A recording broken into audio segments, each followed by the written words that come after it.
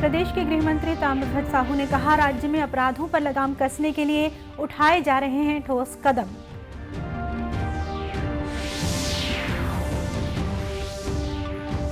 प्रदेश भाजपा अध्यक्ष ने राज्य सरकार पर अपराध नियंत्रण में विफल रहने का लगाया आरोप।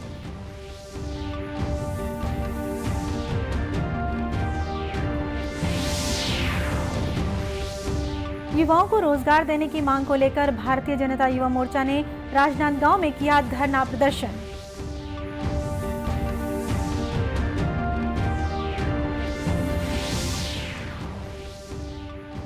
और कांकेर पुलिस ने विद्यार्थियों के लिए की अनूठी पहल, माओवाद प्रभावित क्षेत्र कोयलीबेड़ा में शुरू किया पुस्तकालय।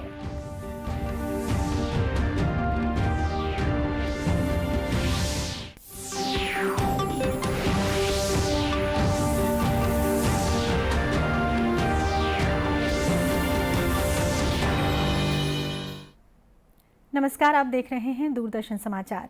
मैं हूं शीतला शुक्ला। अब समाचार विस्तार से। प्रदेश के गृह मंत्री ताम्रध्वज साहू ने कहा है कि राज्य में अपराधों पर लगाम कसने के लिए साइबर और क्राइम सेल को और मजबूत बनाया जा रहा है। रायपुर में पुलिस अधिकारियों के साथ समीक्षा बैठक के बाद मीडिया से चर्चा करते हुए गृह मंत्री ने बताया कि राज्य सरकार अपराध नियंत्रण के लिए ठोस कदम उठा रही है। साथ ही आपराधिक मामलों की तह तक पहुंचने के लिए संवेदनशील स्थानों पर सीसीटीवी कैमरों की संख्या में भी बढ़ोतरी की जाएगी। ताम्रध्वज साहू ने कहा कि प्रदेश के ऐसे पुराने लाइसेंसी बंदूकधारी जिन्हें अब इसकी जरूरत नहीं है, उनके लाइसेंस रद्द किए जाएंगे। गृह मंत्री ने रायपुर में रिंग रोड और प्रमुख मार्गों पर यातायात की समस्या को दूर करने के लिए सड़कों के किनारे काम करने वाले गैरेज संचालकों को व्यवस्थित करने के निर्देश दिए हैं। चिटफंड कंपनियों पर कार्रवाई के संबंध में गृह मंत्री ने कहा कि आरोपी कंपनियों के खिलाफ पुलिस की जांच तेज गति से चल रही है। साथ ही ठोस सबूत मिलने पर कार्रवाई भी की जा रही है। उन्होंने बताया कि अब तक बहुत सी दोषी चिटफंड कंपनियों की संपत्ति जब्त कर निवेशकों को उनके पैसे भी लौटाए जा चुके हैं। जेल में है, साइबर सेल अभी हमारा जो बना है नया, उसको हम लोग और थोड़ा सा सक्रिय करने के लिए मैंने कहा है। क्राइम ब्रांच को भी हम लोगों ने थोड़ा फैलाने के लिए और सक्रिय करने के लिए 2-4 अच्छे प्रशिक्षित लड़के अगर हमारे हैं, किसी भी थाने में है, तो उसको क्राइम में और साइबर में जोड़ के जागरूकता के लिए यहाँ अभियान चलाया जा रहा है आप लोगों के माध्यम से भी, तो उसको और ज़्यादा सक्रिय करें, ऐसा भी हम लोगों ने कहा है। लाइसेंसी बंदूक, पिस्टल, रिवॉल्वर भी बहुत लोग रखते हैं, उसको भी एक्सरसाइज करने के लिए मैंने कहा है कि उसको बुलवा के पूछें। क्राइम रिकवर करने में सीसीटीवी कैमरा की बड़ी भूमिका होती है, तो मैंने कहा है कि सब सीसीटीवी कैमरा लगाएं। उसके लिए हम अपना ही बजट मत देखें, विधायकों से लगवा लें, कुछ वहाँ पर को बोल के लगवा लें, कुछ इंडस्ट्री वालों को बोल के लगवा लें, स्कूल कॉलेज के समीप उनसे, तो थोड़ा सा कैमरा ज़्यादा से ज़्यादा कर लें, ऐसा मैंने उन सबको निवेदन भी किया है। उन्होंने राजधानी में पुलिसकर्मियों के कल्याण के लिए पुलिस पेट्रोल पंपों की संख्या बढ़ाने की बात भी कही। उन्होंने वरिष्ठ पुलिस अधिकारियों से कहा कि पुलिस जवानों का मनोबल बनाए रखने और उनकी समस्याएं दूर करने के लिए महीने में कम से कम एक बार उनसे सीधी बातचीत अवश्य करें। बैठक में गृह विभाग के संसदीय सचिव विकास उपाध्याय और रायपुर रेंज के पुलिस महानिदेशक बद्री नारायण मीणा तथा वरिष्ठ पुलिस अधीक्षक प्रशांत अग्रवाल सहित अन्य पुलिस अधिकारी उपस्थित थे। इससे पहले कल दुर्ग में भी गृह मंत्री ने पुलिस अधिकारियों की बैठक लेकर विभागीय कामकाज की समीक्षा की। वहीं प्रदेश भाजपा अध्यक्ष अरुण साव ने गृह मंत्री के बयान को वास्तविकता से परे बताते हुए कहा है कि राज्य सरकार अपराध नियंत्रण में पूरी तरह से विफल रही है। राजधानी रायपुर के महामाया देवी मंदिर में दर्शन के बाद पत्रकारों से चर्चा करते हुए श्री साव ने कहा कि राज्य में आपराधिक घटनाएं लगातार बढ़ रही हैं। वहीं पुलिस इन घटनाओं को रोकने में नाकाम साबित हो रही है। छत्तीसगढ़ अपराध की गढ़ बनने की ओर आगे बढ़ रहा है। जिस प्रकार की घटनाएं लगातार घट रही है, वो बड़ी चिंता में हम सबको डालती है।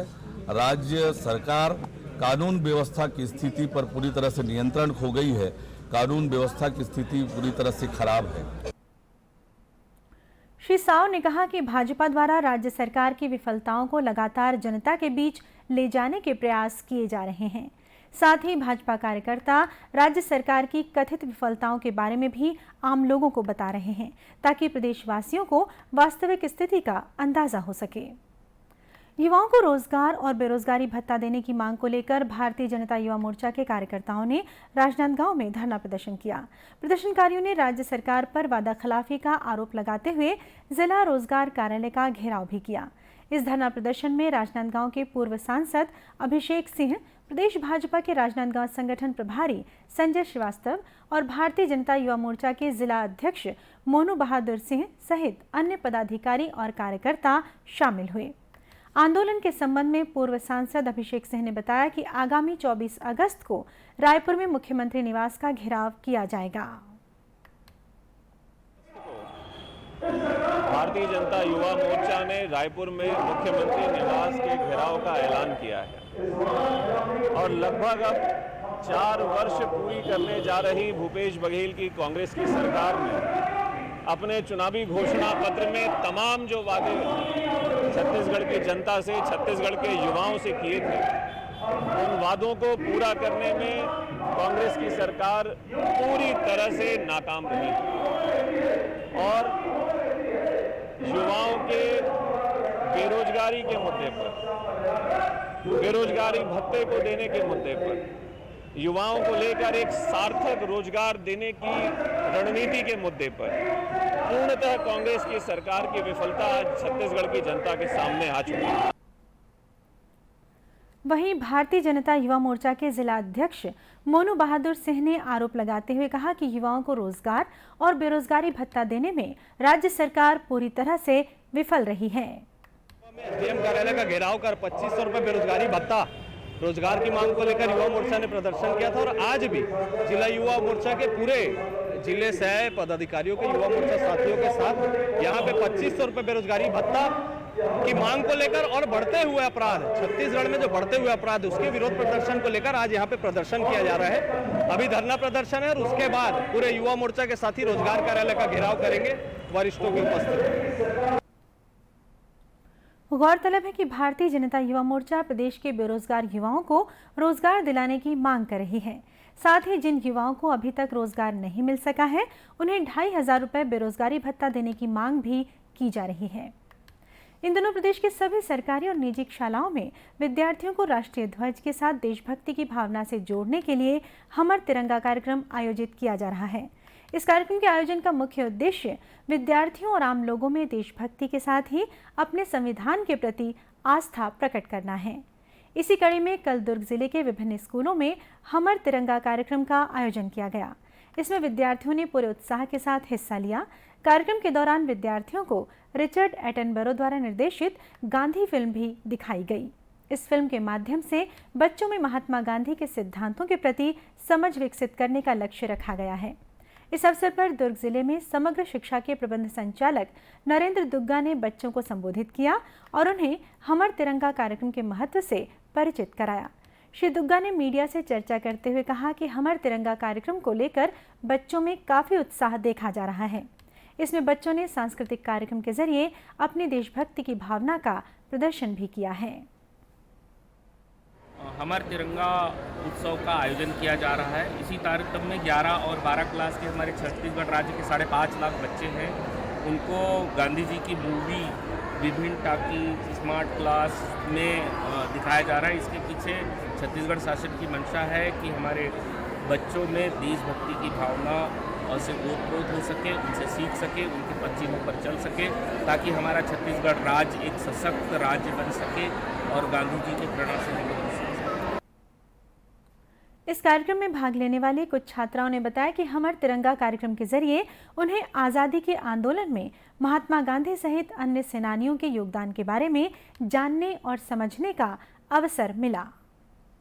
ये मूवी ना केवल हमें आज़ादी के बारे में बताती है, पर जो मेहनत लोगों ने करी आज़ादी को पाने की, वो बहुत ही बहुत ज़्यादा ही मेहनती थी। जो आज हम लाइफ जी रहे हैं, जो फ्रीडम हम जी रहे हैं, वो इतना आसान नहीं था। आज यहाँ हम गांधी जी के ऊपर मूवी देखने के लिए आए थे। गांधी जी बहुत अच्छे आदमी थे, उनसे बहुत सी हमको प्रेरणा मिलती है। नमक कानून तोड़ा था गांधी जी चरखा चलाते थे। गांधी जी अपने कपड़े स्वयं बनाते थे। गांधी जी ने बहुत से अहिंसा के पुजारी थे। गांधी जी ने बहुत से असहयोग आंदोलन, नमक कानून, बहुत से आंदोलन चलाए थे। इस कार्यक्रम के दौरान विद्यार्थियों ने देशभक्ति से संबंधित चित्रकला, रंगोली, नुक्कड़ नाटक और सामूहिक नृत्य का भी प्रदर्शन किया। कांकेर जिले के माओवाद प्रभावित क्षेत्र कोलीबेड़ा में पुलिस विभाग ने बच्चों को बेहतर शिक्षा प्रदान करने के लिए एक पुस्तकालय शुरू किया है। कल स्थानीय सरपंच रमा पुजारी ने इस पुस्तकालय का लोकार्पण किया। कार्यक्रम में बड़ी संख्या में स्कूली बच्चे भी शामिल हुए। इस अवसर पर कांकेर के पुलिस अधीक्षक शलभ सिन्हा ने दूरदर्शन समाचार को बताया कि कोलीबेड़ा क्षेत्र के विद्यार्थियों को 11वीं 12वीं से लेकर कॉलेज की पढ़ाई के लिए सही मार्गदर्शन और सुविधाएं नहीं मिल पा रही थीं। इस कमी को दूर करने के लिए ही कोलीबेड़ा में एक बड़ा पुस्तकालय शुरू किया गया है। उन्होंने उम्मीद जताई कि इस पुस्तकालय में मौजूद किताबों और अन्य सूचनाओं की मदद से गांव के विद्यार्थी बेहतर तरीके से अपना करियर बना सकेंगे। करियर को लेकर बहुत ज़्यादा जिनको जानकारी नहीं रहती है, तो आगे की जो संभावनाएं हैं उसका लाभ नहीं उठा पाते हैं। तो हमने ये सोचा कि यहाँ पे बच्चों के लिए एक लाइब्रेरी एवं अध्ययन केंद्र खोला जाए, जहाँ पे बच्चे बाकी समय में पढ़ाई भी कर सकें। किताबें भी यहाँ पर हम लोगों ने प्रोवाइड कराई हैं। बच्चों मतलब छोटे से लेकर बड़े सब तरह की किताबें हैं, सभी प्रतियोगिता परीक्षाओं की किताबें हैं। तो यहाँ बच्चे आएंगे, अपने किताबों का लाभ लेकर के पढ़ाई करेंगे। इस पुस्तकालय के शुरू होने पर खुशी जताते हुए एक स्थानीय छात्रा ने बताया कि अब यहाँ के विद्यार्थी पढ़ाई लिखाई के लिए किताबों और अन्य सुविधाओं का लाभ उठा सकेंगे। इससे अपने करियर के चुनाव में उन्हें निश्चित रूप से मदद मिलेगी। खुला है, इससे वहाँ वो हर किसी चीज़ के क्षेत्र में आगे बढ़ सकते हैं। जैसे कि अभी अधिकतर कंपटीशन वाला एग्ज़ाम होता है, उसके लिए हुआ है। आप डॉक्टर के लिए पढ़ाई करना चाहते हैं, उसके लिए है, इंजीनियर के लिए है। और अगर शिक्षक और कई लोग, अधिकतर लोग हैं जो कि कलेक्टर वगैरह के लिए बाहर पढ़ाई करने जाते हैं, जो कि माता पिता नहीं करवा पाते हैं, और लोग 12वीं तक पढ़ाई करने के बाद अपना पढ़ाई रोक देते हैं। तो मैं यहाँ बताना चाहूँगी आप लोग को कि यह जो पुस्तकालय है, अधिक से अधिक लोग यहाँ आके अपना पढ़ाई करें और आगे से आगे बढ़ने की कोशिश करें। इस पुस्तकालय में पहली कक्षा से लेकर 12वीं तक विभिन्न विषयों की अनेक किताबें उपलब्ध कराई गई हैं। साथ ही यहाँ उच्च शिक्षा से संबंधित विभिन्न पाठ्यक्रमों की पुस्तकें भी मौजूद हैं। देश में अब तक 209 करोड़ 63 लाख से अधिक कोविड-रोधी टीके लगाए जा चुके हैं। कल 21,90,000 से अधिक टीके लगाए गए।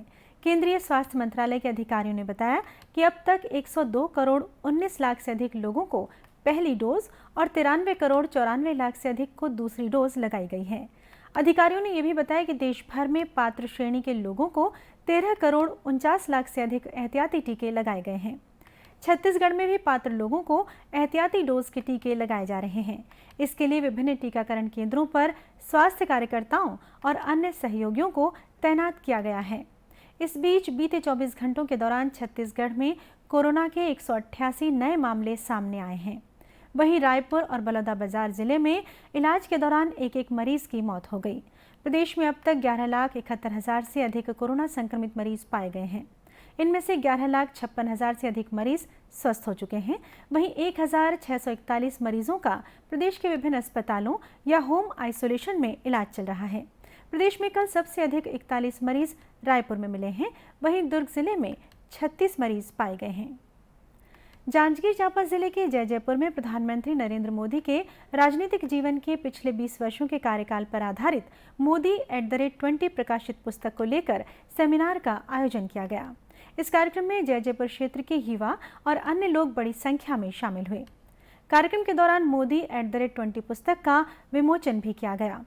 इस दौरान पूर्व IAS अधिकारी और भाजपा नेता OP चौधरी और पूर्व विधायक निर्मल सिन्हा सहित अन्य पार्टी पदाधिकारी तथा कार्यकर्ता भी मौजूद थे। सेमिनार में उपस्थित वक्ताओं ने बताया कि इस पुस्तक में प्रधानमंत्री नरेंद्र मोदी के राजनीतिक जीवन और उनके कामकाज पर विभिन्न क्षेत्रों के प्रमुख लोगों के आलेख शामिल किए गए हैं। इन आलेखों के जरिए प्रधानमंत्री के कार्यों का आकलन किया गया है। इस अवसर पर भाजपा नेता OP चौधरी ने कहा कि प्रधानमंत्री नरेंद्र मोदी ने गुजरात के मुख्यमंत्री रहते हुए जो विकास के कार्य किए, उनके विस्तार से चर्चा की गई है।